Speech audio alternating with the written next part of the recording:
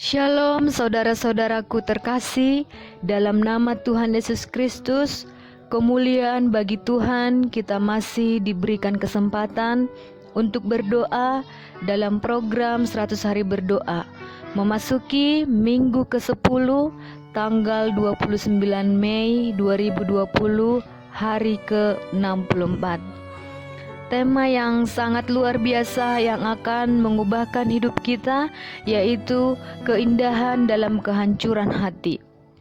Firman Tuhan berkata di dalam Mazmur 51 ayat 19, korban sembelihan kepada Allah ialah jiwa yang hancur, hati yang patah dan remuk, tidak akan kau pandang hina, ya Allah. Tanyakan dalam hati, di manakah Tuhan bersemayam? Lihat Yesaya 57 ayat 15. Dan apakah yang menjadi hasil dari duka cita yang berasal dari Tuhan? Lihat 2 Korintus 7 ayat 9 sampai dengan 11. Apakah yang Daud minta dalam doa pertobatannya? Lihat Mazmur 51 ayat 1 sampai dengan 19. Betapa berbedanya dengan respon Saul ketika dosanya ditegur. 1 Samuel 15 ayat 1 sampai 30. Tokoh Alkitab yang manakah yang memberikan respon yang paling mirip dengan Anda ketika ditegur dosanya?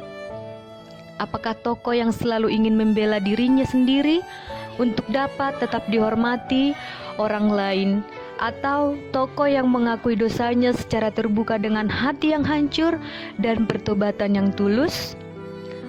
Tantangan hati. Bacalah bacaan keindahan kerendahan hati dengan doa selama seminggu ini. Hal ini bukanlah sesuatu yang harus kita evaluasi pada awal perjalanan rohani kita saat ini, namun perlu kita lakukan di sepanjang jalan.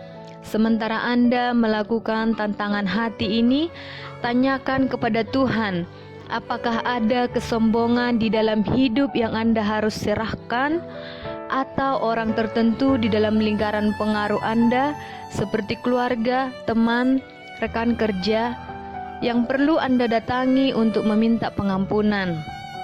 Kemudian turutilah tuntunan Roh Kudus. Mazmur 66 ayat 18, Matius 5 ayat 23 sampai 24, Amsal 28 ayat 13, Matius 6 ayat 14 sampai dengan 15. Namun betapa kecilnya pun kesalahan di mata manusia, tidak ada dosa yang kecil di hadapan Allah. Pertimbangan manusia berat sebelah dan tidak sempurna, tetapi Allah menilai segala sesuatu sebagaimana adanya.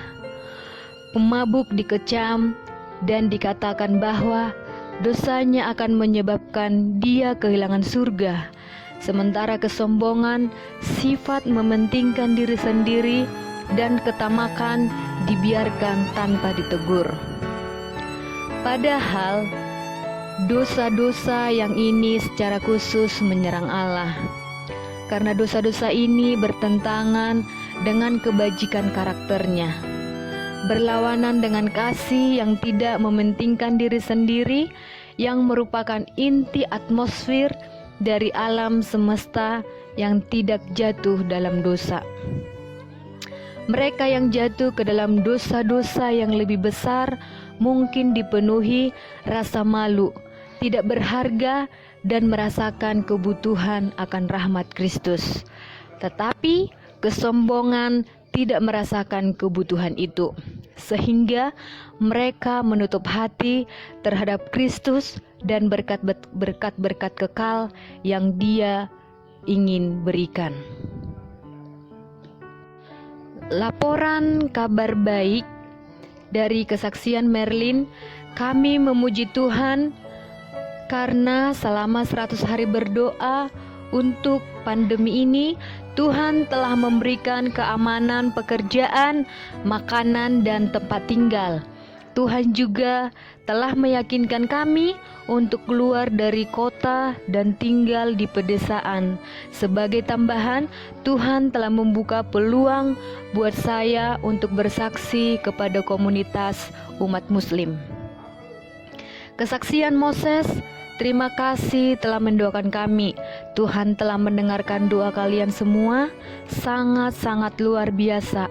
Selama penutupan nasional di Namibia, sekitar 1.100 orang telah mendaftar untuk belajar pelajaran Alkitab. 70% dari antara mereka bukan anggota gereja Masehi Advent hari ke-7. Permohonan doa. Berdoalah untuk para mahasiswa di seluruh dunia yang tidak dapat bekerja selama penutupan berlangsung. Doakan agar Tuhan akan menyediakan dana yang cukup bagi mereka untuk membayar uang kuliah. Berdoalah untuk para korban kekerasan dalam rumah tangga yang terjadi di seluruh dunia. Berdoalah untuk keluarga dari Alexander Ostankin, seorang pendeta yang dibunuh saat dia sedang melayani. Doakan agar Tuhan akan mengubah darah martir ini menjadi benih tersebarnya pekabaran Injil. Berdoalah untuk orang-orang yang saat ini sedang bergumul dengan infeksi COVID-19. Doakan agar mereka dapat pulih dan sembuh sepenuhnya. Mari kita berdoa, saudara-saudaraku. Bapa di dalam surga, terima kasih untuk semua kemurahan dan kebaikan-Mu. Pada saat ini, hari ke-64, kami memohon berdoa kepadamu agar Tuhan menolong seluruh mahasiswa di seluruh dunia untuk kebutuhan-kebutuhan mereka. Kiranya Tuhan menyediakan dana untuk membayar biaya perkuliahannya. Kami juga berdoa buat para korban kekerasan yang terjadi dalam rumah tangga di seluruh dunia. Engkaulah Tuhan yang memberikan kasih Bapa kepada setiap keluarga demi keluarga, hingga pasangan suami istri dan anak-anak saling mengasihi dan saling merangkul.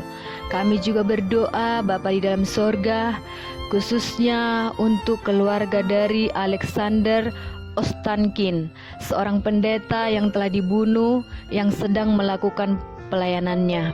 Kami berdoa Tuhan, biarlah darah martir ini boleh menjadi benih tersebarnya pekabaran Injil kepada seluruh dunia, agar jiwa-jiwa bertobat, jiwa-jiwa mendapatkan keselamatan dari Kristus.